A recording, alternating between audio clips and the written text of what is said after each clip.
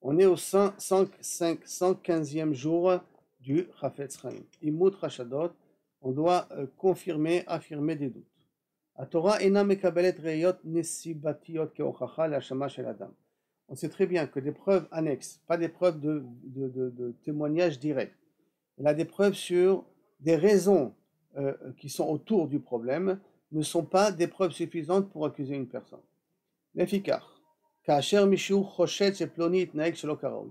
Par conséquent, si on a un doute sur quelqu'un dans son mauvais comportement, on ne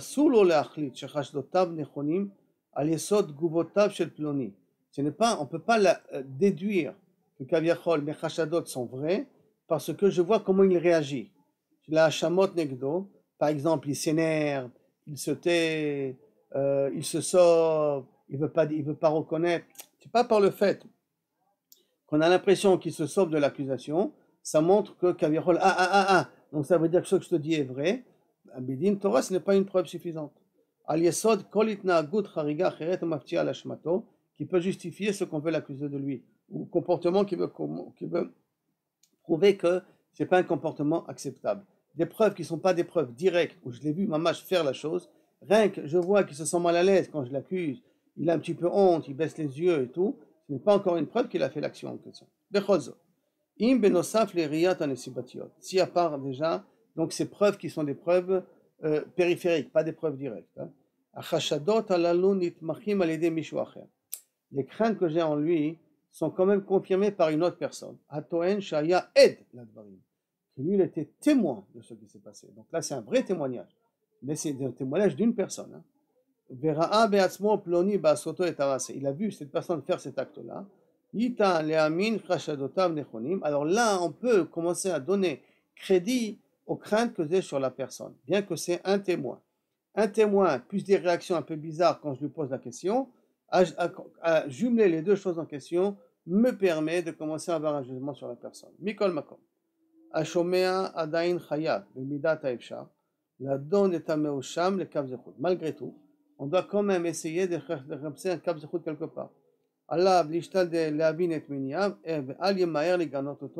essayer de comprendre que peut-être cas de force majeure, il n'en pouvait pas, il a craqué et tout ça.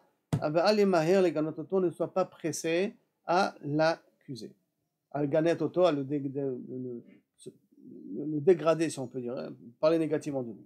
Yeter alken, asur le saper et advarim blichin kaimu atnaim amefsharim si pour gnaï, akshem mechubanim les toilettes. De toute manière, on n'a jamais le droit de raconter les choses que quand on n'a pas rempli toutes les conditions qui sont bien entendu, une d'elles, que ce soit dans un but constructif, et aussi en même temps, toutes les conditions qu'on a déjà dit au départ, qui nous permettent de raconter une histoire négative sur la personne, quel est le but pour que je raconte, comment je raconte, que je raconte rien quand je raconte, que je n'ai pas des sentiments particuliers quand je raconte, à qui je raconte, pas à quelqu'un qui le déteste ou quelqu'un qui risque de réagir négativement, plus ou moins par rapport à tout ce qu'on a vu auparavant. Mais en tout cas, des preuves qui ne sont pas des preuves directes ne sont pas des raisons valables qui me permettent de parler d'une personne.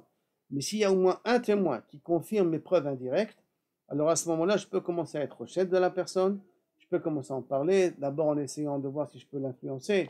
Mais si je ne peux pas l'influencer, je peux commencer à parler. Et même quand on me permet de parler, bien entendu, suivant les conditions qu'on a parlé jusqu'à auparavant, qui nous permettent de raconter une histoire.